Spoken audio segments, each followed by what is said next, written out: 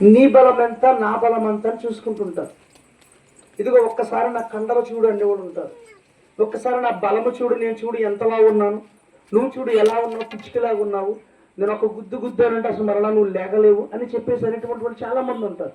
అంటే ఇక్కడ బలాలు చూసుకుంటూ ఉండేవాళ్ళు ఉన్నారే తప్ప ఇక్కడ అసలైన బలము ఏంటి అసలు మనిషికి మనం ఆలోచన చేయాలి.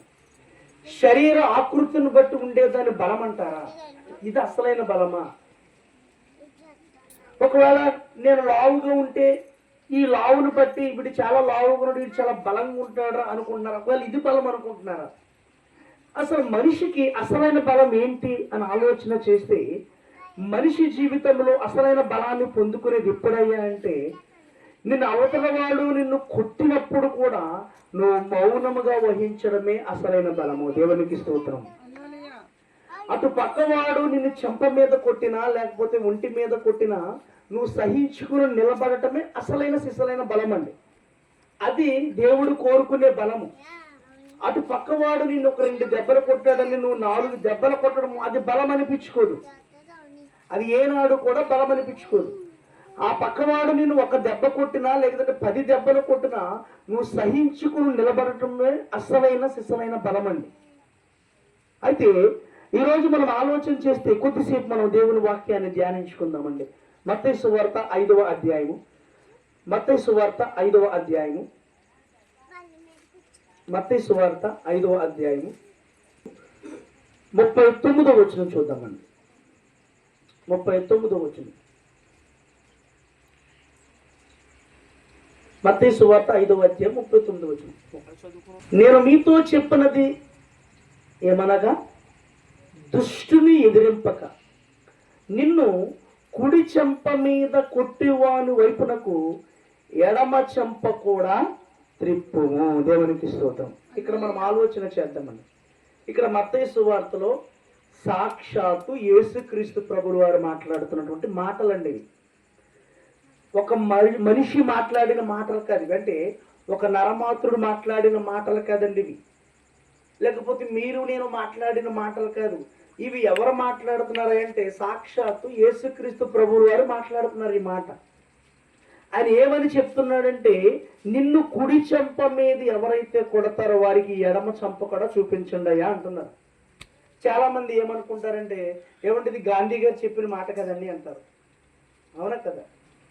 ఇది గాంధీ గారు చెప్పిన మాట కదండి, గాంధీ గారు కూడా అలాగే చేశారు కదండి.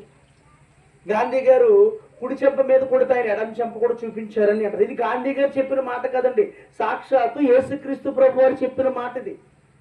యేసుక్రీస్తు గాంధీ గారి కంటే యేసుక్రీస్తు ప్రభు వారు ముందటి వారు. అర్థమవుతుందండి? గాంధీ గారు ఈ మధ్యన వచ్చిన ఆయన ఈ మధ్యనే వచ్చాడు. యేసుక్రీస్తు ప్రభు వారు ఆయన కంటే ముందటి వాడు. కనుక మనం ఆలోచన చేస్తే ఇది గాంధీ గారు చెప్పిన మాట కాదు. గుర్తుపెట్టుకోండి. చాలా మంది స్కూల్లో చదువుకునే వాళ్ళు గాంధీ గారు చెప్పిన మాట కదా ఓ సూక్తి కింద రాసేస్తూ ఉంటారు. అక్కడ గోడల మీద, నేను కుడి చెంప మీద కొట్టిన వానికి నువ్వు ఎడమ చెంప చూపించు, ఇదిగో నేటి సూక్తి కింద గాంధీ గారు అని పెడతారు. అవునా కదా? గాంధీ గారు చెప్పిన మాట కాదండి, ఇది యేసుక్రీస్తు ప్రభు వారు చెప్పిన మాట. ఇక్కడ ఆయన అదే చెప్తున్నాడు. మత్తయి సువార్త 5వ అధ్యాయం 39వ వచనంలో ఒక్కసారి మళ్ళీ చదివితే, నేను మీతో చెప్పున్నది ఏమనగా దుష్టుని ఎదిరింపొద్దు అంటున్నాడండి దేవుడు. ఎవరిని ఎదిరించొద్దు అంటున్నాడండి? దుష్టుని. అంటే దుష్టుడు అంటే ఎవరంటే మనకు అర్థమైపోద్ది. దుష్టుని ఆలోచన ఎలాగుంటుందంటే చాలా పాపపు ఆలోచనలు ఉంటాయి. దుష్టుని ఆలోచన ఎలాగుంటుందంటే చాలా దుర్మార్గమైన ఆలోచనలు ఉంటాయి. అందుకే మీరు దుష్టునితో తగవలాటలు పెట్టుకోవద్దు అన్నాడు. దుష్టునితో మీరు గొడవలు పెట్టుకోవద్దు అన్నాడు. ఒకవేళ వాడితో నువ్వు తగవలాటలాడినా వాడిని బట్టి నువ్వు ఎందుకు పనికిరాని వాళ్ళగా కనపడతావు. అందువల్ల దుష్టునితో నువ్వు అసలు దూరంగా ఉన్న అవసరమైతే, కానీ వాడితో తగవలాటలు వద్దు. ఒకవేళ వాడు వచ్చి నిన్ను కొడితే, ఒకవేళ నీ కుడి చెంప మీద కొడితే నీ ఎడమ చెంప కూడా చూపించు అని చెప్తున్నాడు. అంతేగాని నిన్ను కుడి చెంప మీద కొడితే నువ్వు 1 దెబ్బ కొడితే నువ్వు వెంటనే 2-3 దెబ్బలు కొట్టొద్దు. వాళ్ళతో ఎటువంటి గొడవలు వద్దు అని ఇక్కడ దేవుడు అంటున్నాడు. నేను నీతో చెప్పినది ఏమనగా దుష్టునితో ఏం పెట్టుకోవద్దు అంటున్నాడండి, ఎదిరింపొద్దు. వాడిని ఎప్పుడు మీరు ఎదిరించొద్దు. ఎందుకంటే దుష్టులకి ఏమీ జ్ఞానం ఉండదండి, దుష్టులకి ఏమీ ఆలోచన ఉండదండి. దుష్టుల ఆలోచన ఎప్పుడు కూడా దుర్మార్గమైన ఆలోచనే. దుష్టులతో సాంగత్యం చేయొద్దన్నాడు, దుష్టులతో మన సహవాసం చేయొద్దన్నాడు ఆయన. వాళ్ళ పక్కన కూడా నిలబడొద్దని చెప్తున్నాడు, వాళ్ళు ఎక్కడ కూర్చుంటే అక్కడ నువ్వు ఉండొద్దని చెప్తున్నాడు. దుష్టులు చాలా మంది ఉన్నారండి ఈ ప్రపంచంలో, ఈ లోకంలో. ప్రపంచం దాకేందుకు, మన గ్రామంలో బోల్డ్ మంది ఉన్నారు దుష్టులు. ఒకడా ఇద్దరు నేను చెప్తానండి, బోల్డ్ మంది ఉన్నారు దుష్టులు, బోల్డ్ మంది ఉన్నారు. మన పక్కనే ఉంటున్నారు దుష్టులు. వాళ్ళతో మీరు తగవలాటలు పెట్టుకోవద్దండి, వాళ్ళని మీరు ఎదిరించొద్దని చెప్తున్నాడు అక్కడ.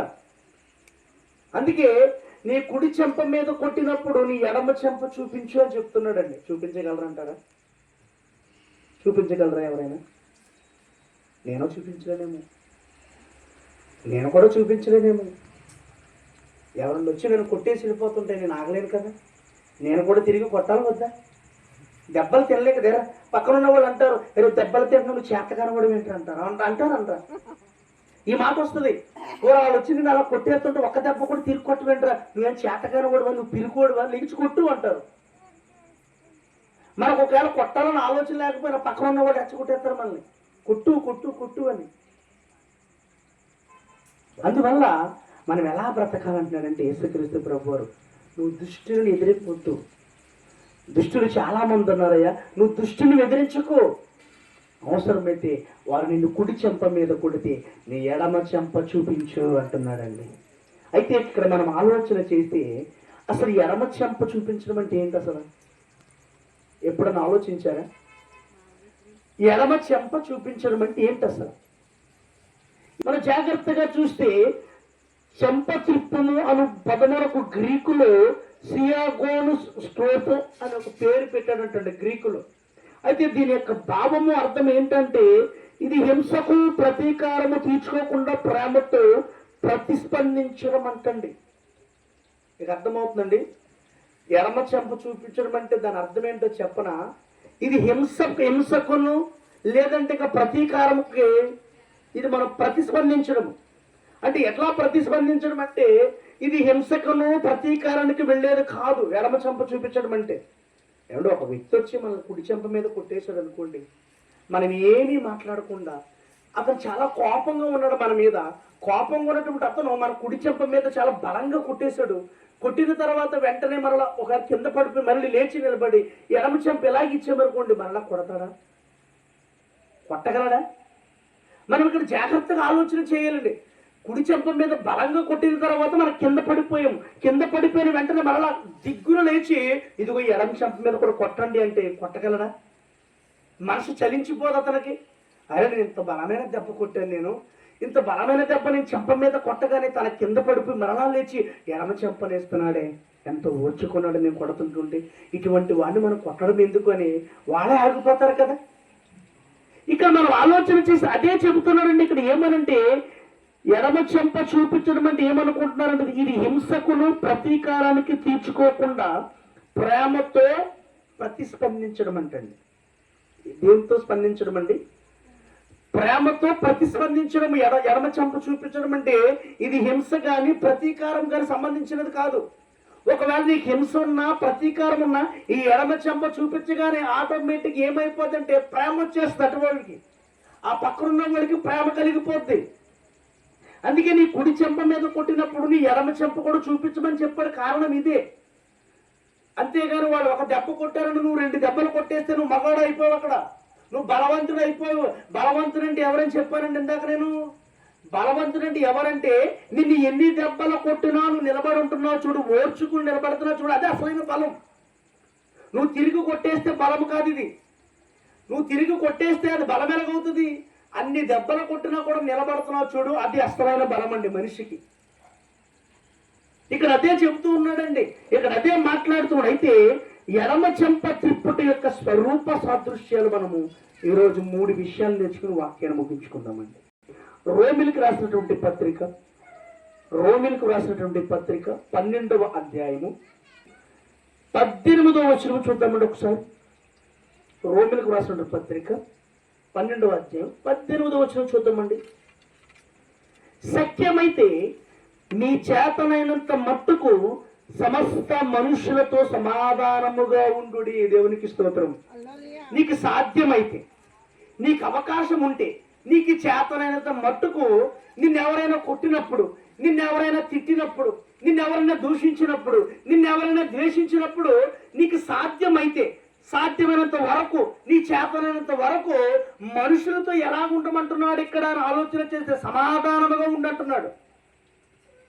మీకు అర్థమవుతుందండి? ఎడమ చెంప తిప్పడం ఏంటంటే, కుడి చెంప మీద కొట్టిన వాడు ఎడమ చెంప తిప్పడం కారణం ఏంటంటే, ఇదిగో నువ్వు బలవంతుడు అని అయిపోతున్నావు అనుకుంటావు, కానీ నీ అసలైన బలం ఎక్కడ ఉంటుంది అంటే, ఇదిగో నిన్ను ఎవరైతే కొడుతూ ఉంటారో వారి దగ్గర నువ్వు సమాధానముగా ఉండు. నీకు చేతనంత మటుకు నువ్వు క్షమించు వారిని. నిన్ను కొట్టిన వాడు నువ్వు క్షమించు, నిన్ను తిట్టిన వాడు నువ్వు క్షమించు. అదే సమాధానము, అదే నీ ఎడమ చెంప చూపించడం అండి. అర్థమవుతుందండి? అదే మన ఎడమ చెంప చూపించడము. ఒకవేళ నేను ఎవరైనా తిట్టారనుకోండి, నేను మాట్లాడకుండా మౌనంగా వెళ్ళిపోతే వాళ్ళే తిట్టి తిట్టి నోరు మూసి ఊరుకుంటారు. అవునా కదా? ఇప్పుడు వాళ్ళు 2 కేకలు వేస్తారండి, నేను 2 కేకలు వేస్తే ఆ కేకలు కాస్త కాస్త ఏమైపోద్దండి, చినుకు చినుకు పెద్ద గాలి తుఫాన్ అయిపోతుంది కదా.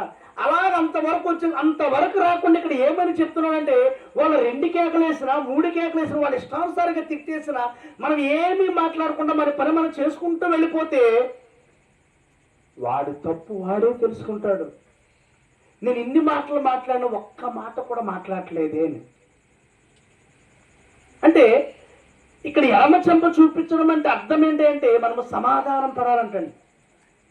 నీ శత్రువు పట్ల ఎలాగుండాలంటండి, సమాధానం పొందుకోవాలి, పగను విడిచిపెట్టాలంటండి. పగలు ద్వేషాలు ఉంటాయి కదా, ఆ పగలు ద్వేషాలు విడిచిపెట్టిన వాడే అసలైన బలవంతుడు. నీ శత్రువును ప్రేమించడమే అసలైన బలము. నీ శత్రువును కొడితే అది బలం అనిపించుకోదు. అర్థమవుతుందండి? నీ శత్రువును కొట్టావనుకోండి, అది బలం ఎందుకు అవుతుంది? నీ శత్రువును ప్రేమించు, నీ శత్రువుతో నువ్వు సమాధాన పడ, అదే అసలైన బలము. దేవుడు కోరుకునేది ఆ బలమే. దేవుడు కోరుకునేది ఈ బలాన్నే కోరుకున్నాడు. శరీర బలము కోరుకుంటలేదు ఆయన. నీ ఆత్మీయ బలం కావాలి దేవునికి. నువ్వు సహించుకుంటున్నావు, ఓర్చుకుంటున్నావు, భరించుకుంటావు చూడు, ఈ బలం కోసం చూస్తున్నాడు దేవుడు. అందుకే నీ కుడి చెంప మీద కొట్టినప్పుడు నీ ఎడమ చెంప ఎందుకు చూపించమంటున్నాడు అంటే, నువ్వు సమాధానపడు, నువ్వు పగ పెట్టుకోవద్దు అంటున్నాడు. నీ ఇరుగు పొరుగు వారి మీద నువ్వు పగ పెట్టుకోవద్దు అంటున్నాడు. నీ ఇరుగు పొరుగు వారిని నువ్వు ద్వేషించొద్దు. వాళ్ళని ద్వేషించినా పర్వాలే. ద్వేషించిన ఎంతకాలం ద్వేషిస్తారు? అసహించుకొని ఎంతకాలం అసహించుకుంటారు? తిట్టని ఎంతకాలం తిడతారు? అవునా కదండి? నోరు నొప్పి వచ్చింది అనుకోండి, ఏం చేస్తారు వారు? మానేస్తారు. మనం ఏమీ మాట్లాడకుండా ఉంటే మన సహనాన్ని, మన ఓర్పుని దేవుడు చూస్తున్నాడు. కాబట్టి దేవుడు మనల్ని బలవంతులుగా తీర్చిదిద్దుతాడు. దేవునికి స్తోత్రం. అందుకే మనం ఇక్కడ ఎలాగుండాలి అంటే, పగను విడిచిపెట్టాలంటే పగను. ఇంకా 19వ వచనంలో ఏమని చెప్తున్నాడు చూడంటే, ప్రియులారా మీకు మీరే పగ తీర్చుకొనక దేవుని ఉగ్రతకు చోటీయుడి. ఎవరికి మనడండి చోటు? మీకు మీరే పగ తీర్చుకోవద్దు. మనమే ఎదుటి వాళ్ళ పట్ల పగ తీర్చుకోవద్దు అంటున్నాడు. ఎవరికి స్థానం ఏమంటున్నాడంటే, దేవునికి చోటు ఏమంటున్నాడు. దేవుని ఉగ్రత ఉంది అక్కడ. దేవుని ఉగ్రతకు నువ్వు చోటిచ్చేయి. నిన్ను ఎవరైతే తిట్టుకుంటున్నారో నువ్వేం తిట్టక్కర్లే. నిన్ను ఎవరైతే అసహించుకుంటున్నారో నువ్వు అసహించుకోక్కర్లే. నిన్ను ఎవరైతే కొట్టాలనుకుంటున్నారో నువ్వేం కొట్టక్కర్లే. నువ్వేమీ మాట్లాడక్కర్లే. కానీ ఎవరికి ఇమ్మంటున్నాడు ఈ అవకాశం అంటే, దేవుని ఉగ్రతను చూడు, ఆ ఉగ్రతకు నువ్వు స్థానం ఇచ్చేయి, ఆ ఉగ్రతకు నువ్వు చోటిచ్చేయి. నువ్వు ఎప్పుడైతే ఆ ఉగ్రతకు చోటునిచ్చేస్తావో ఆ చోటును బట్టి నువ్వేమీ చేయక్కర్లే, దేవుడే చూసుకుంటాడంటండి. నిన్ను ఎవరైతే తిడుతూ ఉన్నారో వాళ్ళంతూ దేవుడు చూసుకుంటాడు. నువ్వేమీ మాట్లాడ. అందుకే అంటున్నాడు, నీ కుడి చెంప మీద కొట్టినప్పుడు నీ ఎడమ చెంప కూడా చూపించు అంట. కారణం ఏంటంటే ఇదే. నేను ఎవరైతే తిడతారో నువ్వేం తిట్టకు, నిన్ను ఎవరైతే కొడతారో నువ్వేం కొట్టకు, నువ్వేమీ మాట్లాడకు, వాళ్ళు ఎన్ని తిట్టినా మాట్లాడకు. ఒకనొక రోజు దేవుని ఉగ్రత దిగిద్దండి వారి మీదకి. అర్థమవుతుందండి? ఇదే బలం అండి. అసలైన బలం అంటే ఇదే. శరీర బలము చూసుకుని, కండ బలం చూసుకుని, గుండు బలం చూసుకుని పొంగిపోతుంటారు చాలా మంది. నేను చూసే నాకు కండలు చూసే ఎలా ఉన్నాయో, నా కండలు చూసి ఎలా ఉబ్బుతో ఉన్నాయో, ఇదిగో చూడు ఎలాగున్నాయో, నా బలము చూసావా, ఈ సందులేసి ఒక నొక్కు అనంటే ఊపిరి చలపదు నీకు అంటారు. అసలైన బలం అది కాదండి. నిన్ను ఎన్ని మాటలు అన్నా కూడా, నిన్ను ఎన్ని తిట్టినా కూడా, నిన్ను ఎన్ని దెబ్బలు కొట్టినా కూడా నువ్వు మాట్లాడకుండా నువ్వు దేవునికి అప్పగించేస్తే ఒకానొక రోజు దేవుని ఉగ్రత వారిని దహించి వేస్తుంది. దేవునికి స్తోత్రం. అందుకే కుడి చెంప మీద కొట్టిన వానికి ఎడమ చెంప చూపించండి అయ్యా అన్నాడండి దేవుడు. అర్థమవుతుందండి? ఇదేనండి, దీనికోసమే చెప్తున్నాడు. ఇంకా ఏమని చెప్తున్నాడండి ఆయన? ప్రియులారా, మీకు మీరే పగ తీర్చుకొనక దేవుని ఉగ్రతకు చోటీయుడు, పగ తీర్చుట నా పని, నేనే ప్రతిఫలం నిత్తును అని ప్రభు చెప్పుచున్నాడని వ్రాయబడి ఉన్నది. ఇది దేవుడు చెబుతున్న మాట అండి. పగ తీర్చుకున్నట్టు ఎవరి పని అంటండి? దేవుని పని, మనుషుల పని కాదండి. పగ తీర్చుకోవడానికి, పగ తీర్చుకునే పని దేవుడు మనకి ఇవ్వలే. పగ తీర్చుకునే పని కూడా దేవుడే తీసుకున్నాడు. నిన్ను ఎవరైతే అసహించుకుంటున్నారో, నిన్ను ఎవరైతే తిడుతూ ఉన్నారో, నిన్ను ఎవరైతే ఇష్టానుసారంగా మాట్లాడుతూ ఉన్నారో, చులకన చేసి మాట్లాడుతూ ఉన్నారో, మనం ఏమీ మాట్లాడకుండా ఉన్నామంటే ఒకానొక రోజు ఆయన పగ తీర్చుకుంటాడంటండి. ఒకానొక రోజు వారి మీద భయంకరమైన ఉగ్రత ఉందంటండి. ఒకానొక రోజు అలా పరిస్థితులు తారుమారైపోతాయి ఏంటండి. నిజంగా చెప్తున్నాను, ఇది ప్రభువాడు పలుకుతున్న మాట.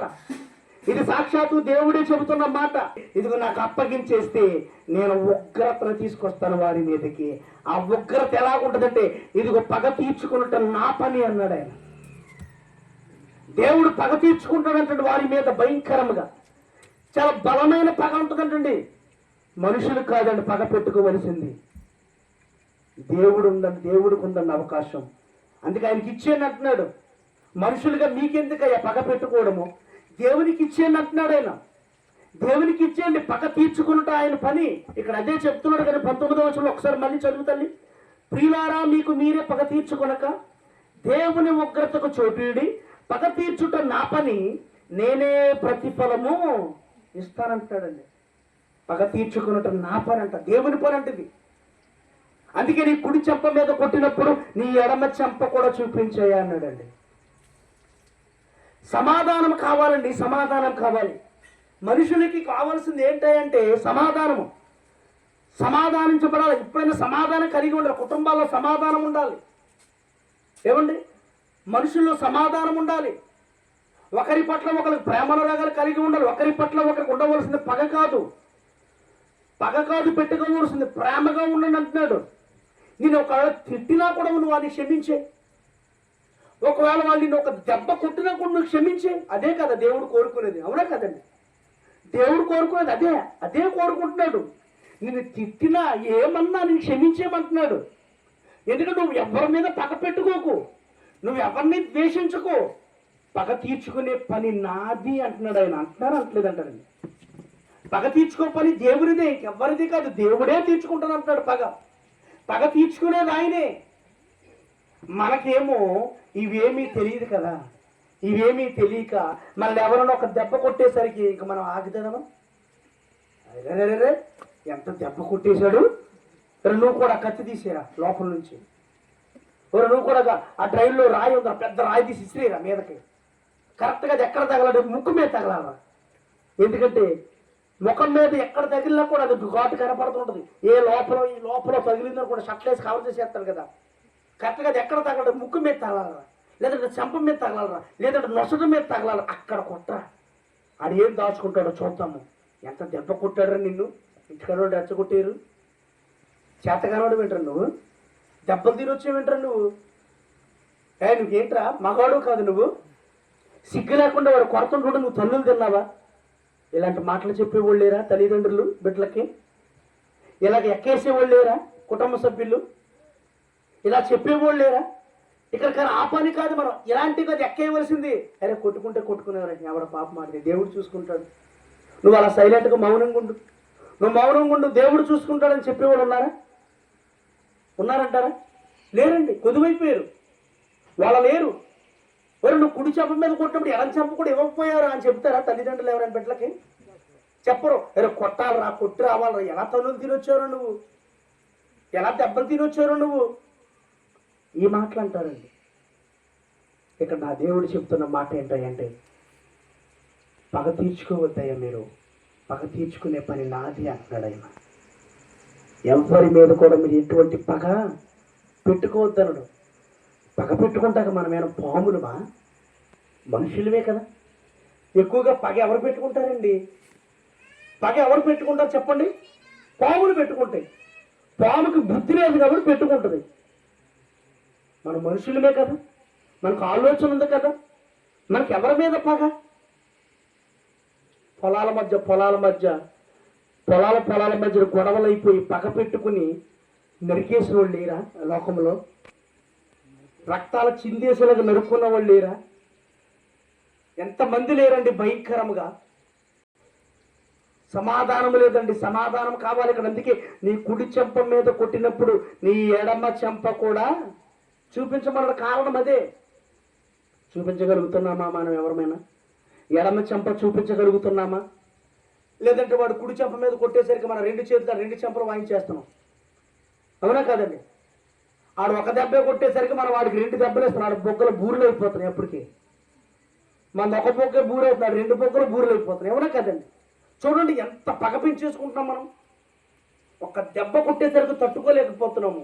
అరే రే, మీరు పగ తీర్చుకోకుండా, పగ తీర్చుకునే పని నాది అంటున్నాడు ఆయన. నాది, నాకు ఇవ్వండి, నాకు చోటు ఇవ్వండి. మీరెందుకు వెళ్తున్నారు ఆ చోట్లోకి?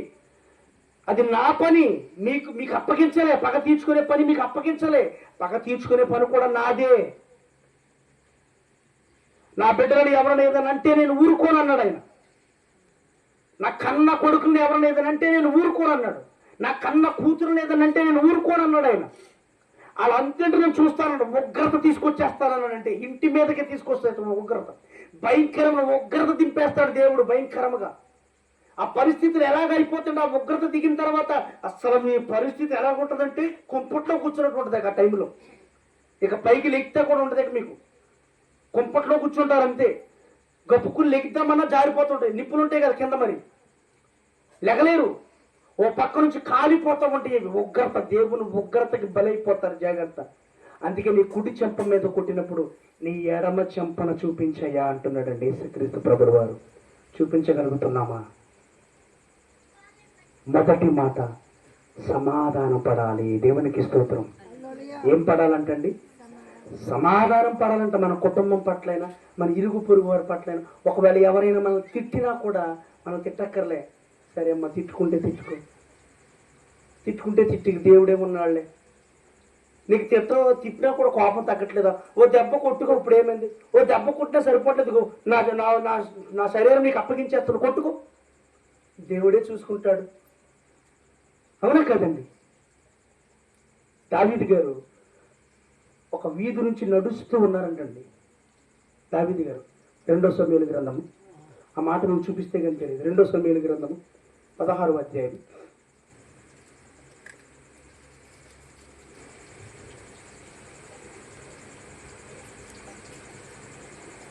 రాసినటువంటి 2వ గ్రంథము 16వ అధ్యాయము 5వ వచనం. ఇక్కడ ఒక వ్యక్తి కనపడతాడు. ఆ వ్యక్తి పేరేంటో మీకు చెప్తాను నేను. 5వ వచనము. రాజైన దావీదు బహూరీము దాపునకు వచ్చినప్పుడు సౌలు కుటుంబముడకు గెరా కుమారుడైన షిమి అనునొకడు అచ్చట నుండి బయలుదేరి వచ్చిన. అతని పేరేంటంటండి? షిమి. షిమి ఎవరయ్యా అంటే సౌలు కుటుంబానికి చెందినటువంటి వాడే. సౌలు ఎవరయ్యా అంటే దావీదు గారిని చంపాలని చూసినటువంటి వాడు. మీకు అర్థమవుతుందండి? సౌలు ఎవరయ్యా అంటే దావీదు గారిని చంపాలని చూసినటువంటి వాడు. ఈ సౌలు కుటుంబానికి చెందినటువంటి వాడు ఈ షిమి అనే వ్యక్తి. అయితే ఇక్కడ మనం ఆలోచన చేస్తే సౌలు గారి టైం అయిపోయింది. ఆయనకున్నటువంటి పదవి నుంచి దిగిపోయాడు, ఆయన పక్కన పెట్టాడు. ఇప్పుడు దావీదు గారు రాజు అయ్యారు. దావీదు గారు రాజు అయిన తర్వాత ఆయన దుర్మార్గమైన పనులు చేశాడు. ఏమంటే చెప్పాను కదా, వ్యభిచారం చేశాడు, హత్యలు చేశాడు. హత్య చేయలేదా? చెప్పాను కదా, రాత్రి చెప్పానుగా. ఊరియాని చంపాడు, హత్య కాదా? బెత్షెబాతో వ్యభిచారం చేశాడు, పాపమా కాదా? అబద్ధం ఆడాడు, ఆయన పాపము చేశాడు కదా. ఇప్పుడు ఈ పాపము చేసినటువంటి ఈయన రాజుగా పరిపాలన చేస్తున్న టైంలో ఇక్కడ ఏం జరుగుతుంది అంటే బహూరీము అనే ఒక పట్టణానికి వచ్చాడు ఆయన, దాపునకు. ఆ మార్గం గుండా వెళుతూ ఉన్నాడంటే, బహూరీము అనే మార్గం గుండా, ఆ దారి గుండా వెళుతున్న సమయంలో ఈ సౌలు కుటుంబకుడైన షిమి ఉన్నాడటండి అక్కడ. ఈ షిమి ఉండి ఏం చేస్తున్నాడంటే దావీదు గారు నడుచుకుంటూ వస్తుంటుంటే వ్యభిచారి. ఏమన్నాడండి? వ్యభిచారి. వీడు రాజా, వ్యభిచారం చేశాడు వీడు రాజా. వీడు నరహత్య చేశాడు వీడు రాజా. వీడు పాపము చేసేటి వీడు రాజా యాక్టు అన్నాడండి. అక్కడ ఊసాడు. ఆ దావీదు గారు నడుచుకుంటూ వస్తుంది, యాక్టు అని అక్కడే ఊసాడండి. ఆయన పాతాల దగ్గర ఊసాడు. దావీదు గారు ఇలాగే నడుచుకుంటూ వస్తూ ఉన్నాడండి. దావీదు గారు ఇలాగే నడుచుకుంటాడు. ఈయన పగ ఎవరి కుటుంబ సభ్యులండి? ఈయన సౌలు గారు కుటుంబ సభ్యుడు. ఆల్రెడీ సౌలు గారికి ఈయన మీద పగ ఉంది కాబట్టి ఇప్పుడు ఈయన పగ, ఇప్పుడు ఈయన కుటుంబ సభ్యుడు కాబట్టి ఇప్పుడు ఈ షిమీ గారి పగ ఈయన మీద ఉంది. అవునా కదండి? సౌలు గారికి పగ ఉంది కాబట్టి ఆయన ఏం చేయలేకపోయాడు కాబట్టి ఇప్పుడు ఆ పగను ఇప్పుడు ఈయన మెయింటైన్ చేస్తున్నాడు. ఎవరండి? షిమీ గారు. ఈ షిమీ మెయింటైన్ చేస్తూ ఈ దావీదు గారు ఆ బహురూము నుంచి ఇలా నడుచుకుంటూ వస్తుంటుంటే యాక్టు వ్యభిచారి, నరహంతకుడా, నువ్వు రాజువా, మాకు నువ్వు రాజువా, వ్యభిచారం చేసేవాడా, చిచ్చి నువ్వు మాకు రాజువేంటి అని ఇష్టానుసారంగా మాట్లాడుతున్నాడంటండి షిమీ.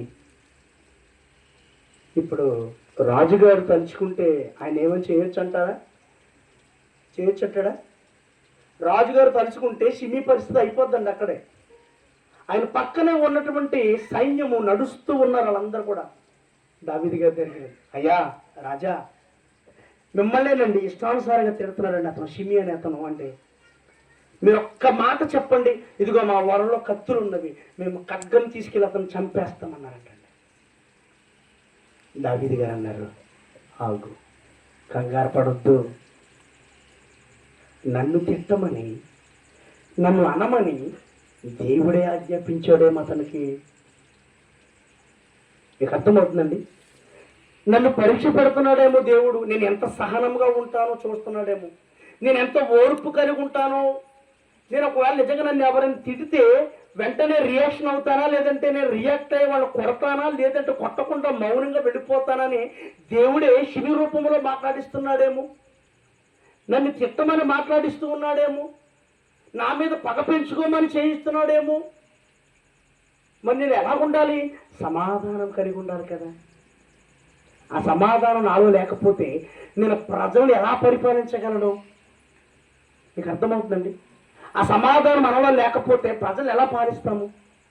ఇప్పుడు నాలో సమాధానం లేకపోతే నేను మీకు వాక్యం ఎలా బోధించగలను? నాలో సమాధానం లేకపోతే మిమ్మల్ని ఎలా మార్చుకోగలము?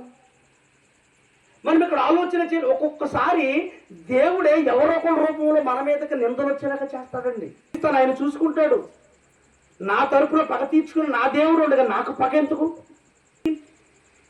పేతురు గారు రాసినటువంటి మొదటి పత్రిక, కొత్త నిబంధన పాఠ్య భాగంలో వెళ్ళిపోదామండి. పేతురు గారు రాసినటువంటి మొదటి పత్రిక 2వ అధ్యాయం, ఇక్కడ మనం ఆలోచన చేస్తాం. 2వ అధ్యాయం 20వ వచనం చూడండి. 20వ వచనం, తప్పిదమునకై దెబ్బలు తిన్నప్పుడు మీరు సహించిన ఎడల మీకేమి కనము? మేలు చేసి బాధపడినప్పుడు మీరు సహించిన ఎడల అది దేవునికి హితమగును. ఇందుకు మీరు పిలువబడి తిరిగి దేవునికి స్తోత్రం. ఇక్కడ మనం జాగ్రత్తగా ఆలోచించాలి. ఈ మాట చాలా జాగ్రత్తగా చదువుతామండి. జాగ్రత్తగా చదివితే ఇది మనకు అర్థమైపోద్దండి. చూడండి, ఒక్కసారి మళ్ళీ చదువుతున్నాం. తప్పిదమునకై దెబ్బలు తిరిగినప్పుడు, మనం ఏదో తప్పు చేసాం అనుకోండి, ఆ తప్పు చేసినప్పుడు మనం ఎవరిని కొట్టినప్పుడు ఆ దెబ్బలు తింటాం కదా మనం. ఆ దెబ్బలు తినటం వలన మీరు సహించిన ఎడల మీకేంటి లాభం? మీకేంటి లాభం అంటున్నాడు. మీరు ఆల్రెడీ తప్పు చేశారు. అక్కడ తప్పు చేశారని నిర్ధారణ అయిపోయింది. అక్కడ తప్పు చేశారని మీరు ఒప్పేసుకున్నారు. ఒప్పుకున్న తర్వాత మిమ్మల్ని కొడుతూ ఉన్నారు వాళ్ళు. మీరు కొట్టనప్పుడు, మీరు కొడుతున్నప్పుడు, మిమ్మల్ని ఇష్టానుసారం కొట్టేస్తున్నప్పుడు ఆ దెబ్బలు మీరు సహించుకుంటున్నారు కదా. మీరు తప్పు చేసిన తర్వాత సహించుకునే దెబ్బల వల్ల మీకు వచ్చే ఫలం ఏంటి అని అడుగుతున్నాడు. ఏం ఉపయోగం ఉందంటారా? దానిలో ఏ ఉపయోగం లేదంటున్నాడు. యేసుక్రీస్తు ప్రభువు ఏ తప్పు చేయలే, కానీ ఆయన దెబ్బలు తిన్నాడు, మంచి ఫలితాన్ని పొందుకున్నాను నేను. యేసుక్రీస్తు ప్రభువు ఏ పాపము చేయలే, కానీ అక్కడ ఆయన నిందించారు. దానికి సంబంధించిన వరకు ఆయనకు మంచి ఫలితం వచ్చింది. ఇక్కడ అందుకే అంటున్నాడు, మనం తప్పు చేసిన వారము కనుక మన మీద తప్పు చేసినప్పుడు, మన మీద నిందలు వచ్చినప్పుడు మనల్ని ఎక్కడ దెబ్బలు కొడితే ఆ దెబ్బలు సహించుకుంటే దానివల్ల ఉపయోగం లేదంటున్నాడు.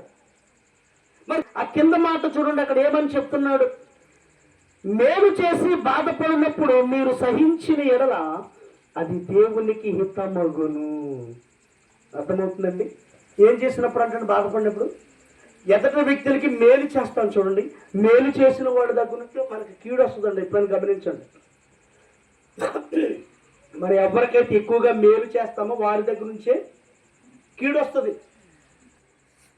నువ్వు ఎంత సహించుకున్నా అది నా దేవుని దృష్టిలో ఉపయోగం లేని పని.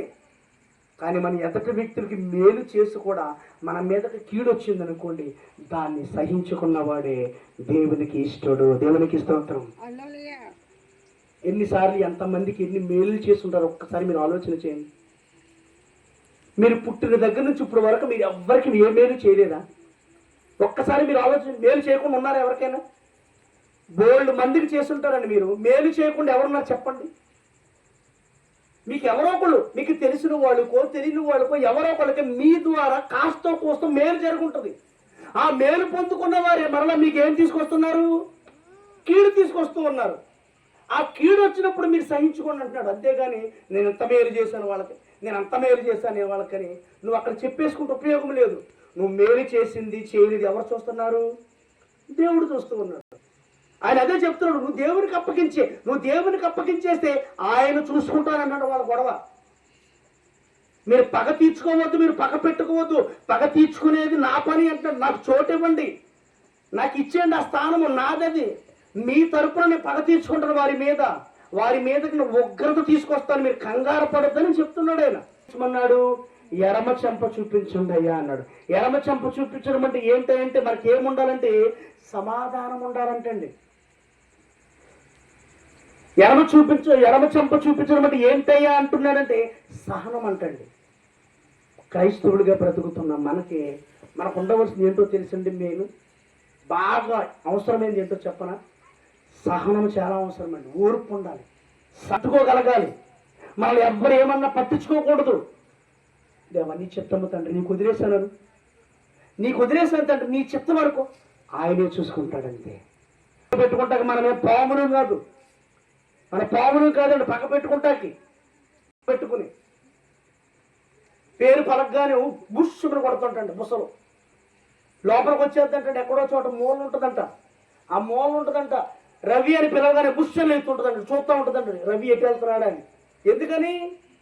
అది నా మీద పగబట్టి వచ్చింది. వెనక్కి టైం 7 అవుతుంది, సాయంత్రం 7:30 అవుతుంది. పగ పెట్టుకోకుండా అమ్మా, మీరు పగ పెట్టుకునే పని నాది. మిమ్మల్ని ఎవరిని ఏదైనా అన్నారా? మీరు ఏం మాట్లాడకుండా మౌనంగా ఉండండి. మిమ్మల్ని ఎవరిని ఏం తిడుతున్నారా? మీరు ఏమి మాట్లాడకుండా అలా ఉండండి చాలు. మీరు ఏమీ మాట్లాడొద్దు అన్నాడు. మన మీదకు ఒక్కొక్కసారి అనేకమైన నిందలు చేస్తాడు. అయినా ఓర్చుకుని నిలబడండి. ఇక్కడ అదే చెప్తున్నాడు, నువ్వు తప్పు చేసిన తర్వాత నువ్వు దెబ్బలు తింటే నువ్వు దాన్ని సహించుకున్నంత మాత్రం నా దృష్టిలో నీకు ఫలం ఇవ్వను నేను. ఏ పాపము చేయకుండా నీ మీదకి నిందలు వచ్చినప్పుడు నువ్వు భరించుకో, అదే నేను నాకు కావలసింది అంటున్నాడు. క్రీస్తు కూడా మీ కొరకు బాధపడి మీరు తన అడుగు జాడల యందు నడుచుకున్నట్లు మీకు మాదిరియించిపోయెను. ఆ మాదిరిలో మనం బ్రతకగలుగుతున్నామా? తొమ్మముళ్ళు ఉంటే చూడు, తొమ్మముళ్ళు తీసుకెళ్ళాలండి. ఆ తొమ్మముళ్ళు అయితే ఒక్కోటి ఎంత పొడుగుంటుంది. ఈ కాళ్ళలోంచి బయటకు కూడా వచ్చేస్తుంది దిగిన వెంటనే. సాదృశ్యం అనేది అక్కడ చూపించడం కాదండి, అని సహించుకున్నాడు చూడండి. ఆ సహింపు తత్వము నీ ఎదట వారిని క్షమించడం నేర్చుకో, నీ ఎదట వాడిని ప్రేమించడం నేర్చుకో, నీ ఎదట వాడి పట్ల నువ్వు కరుణ కలిగి సమాధానము కలిగి సహించుకునే తత్వం చూపిస్తే అది దేవుడు కోరుకునేది. నడుస్తూ ఉన్నాడు, సిలువ వేసుకుని నడుస్తూ ఉన్నాడు.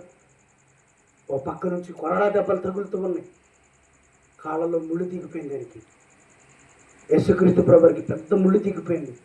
ఏం చేయాలి అర్థం కావడం లేదు. తీసుకుందాం కదా అనుకుంటున్నాడు ఆయన, తీసుకుందాం కాదని చెయ్యాల పెట్టాడు. చేతి మీద కొరడా దెబ్బ పడిపోయింది. ఆ చేతి మీద పడగానే మాంసం ఖండం ముద్ద ఊడిపోయిందండి. అక్కడ ముద్దల అలా పడగానే ముద్దలు లాగేసరికి, చేతి మీద కొరడా దెబ్బలు లాగేసరికి ఈ చెయ్యి ముద్ద అలా ఊడిపోయి పడిపోయిందండి. అక్కడే మాంసం ముద్ద, రక్తం వచ్చేస్తుంది, ముఖం మీద రక్తం కారిపోతుంది. ఇదిగో తల మీద ముండ్ల కిరీటం పెట్టారు. ఒక ముళ్ళు అయితే కంట్లోంచి దిగిపోయి బయటకు వచ్చేసిందండి. అందుకే మీరు ఎప్పుడైనా చూడండి, ఇక్కడ కన్నీటి దగ్గర, కంటి దగ్గర రక్తపు ముద్ర ఉంటుందండి. ఇక్కడ కంట్లోంచి దిగిపోయి వచ్చిందండి ఒక ముళ్ళు.